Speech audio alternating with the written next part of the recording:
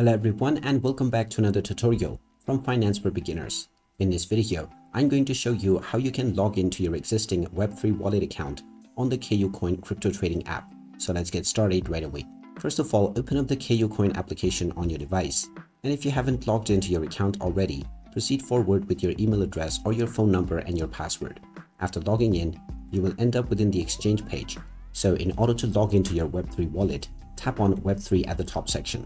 You will then see the Create New Wallet and Import Existing Wallet option. Tap on the I agree checkbox underneath and then tap on Import Existing Wallet. You will now see various options, including the hardware wallet, as well as cloud backup and the seed phrase option. Just choose whichever option you used while backing up your account, and you may be asked to enter your seed phrase.